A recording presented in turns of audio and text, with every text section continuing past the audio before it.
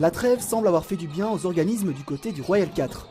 Dès le premier quart-temps, les joueurs répondent présents dans le duel physique et parviennent même à concrétiser l'un ou l'autre 3 points, comme ici via Amaury Marion. Mais cette avance ne se traduit pas au marquoir, 12 partout à la fin du premier quart. Mais dans le deuxième quart, le Royal 4 va accélérer la cadence. Plus présent au rebond, les Bruxellois sont également précis à la finition. En témoigne ce nouveau 3 points signé Faisal El Massini. À la mi-temps, le Royal 4 mène donc logiquement avec 7 points d'avance. En première partie de saison, on jouait bien pendant de la première à la 20e minute et puis on avait un moment de flottement. Cette fois-ci, c'était beaucoup plus fluide, on est resté concentré jusqu'au bout, donc ça fait toute la différence. Et pourtant, le retour des vestiaires va être compliqué pour les Bruxellois. Les Flandriens se ressaisissent et rattrapent même leur retard, bien aidés par la précision d'Antonis Leroy aux 3 points. Avec un score de 47-53 à la fin du troisième quart, on se dit que Melsele va dérouler dans cette fin de rencontre.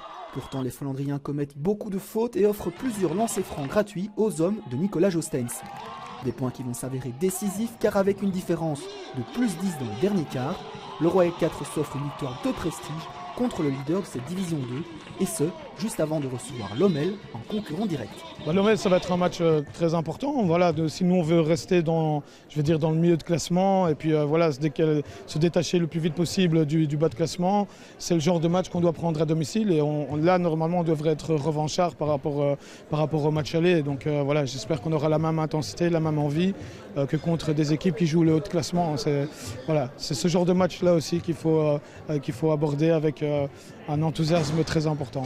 Les résultats des 2 prochains matchs contre Lommel et Boekhout devraient donc donner une indication sur le déroulement de la deuxième partie de saison du Royal 4. Mais preuve en est avec ce match qu'ils sont bel et bien capables de rivaliser avec les autres équipes de cette division 2.